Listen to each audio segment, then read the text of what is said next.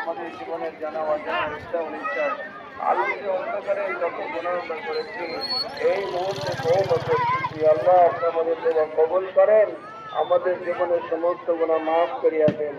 ইয়া আল্লাহ আমাদের মাতা পিতা দাদা দাদি নানা নানি শ্বশুর শাশুড়ি স্ত্রী সন্তান সন্ততি যারা ইন্তেকাল করে কবর দেশে আছেন সবাইকে আপনি মাগফিরাত করিয়া দেন। ইয়া আল্লাহ, ইয়া আল্লাহ আরহামার রাহিমিন, আমাদের একটু পরে যে আমল কোরবানির আমল, সে আমলটা যেন আমরা সহিহ নিয়তে করতে পারি, ইখলাসের সাথে করতে পারি, ইব্রাহিম নিয়ত নিয়ে করতে পারি, যে তৌফিক আমাদেরকে দান করে। ইয়া আল্লাহ আরহামার রাহিমিন, অনেকে অসুস্থ আছেন, বিশেষ করে জনাবুদ্দিন ভাই ছেলে রাখেন, যে আল্লাহ অসুস্থ, ইয়া আল্লাহ আপনি তাকে জলদি জলদি শিফা করেন। ইয়া আল্লাহ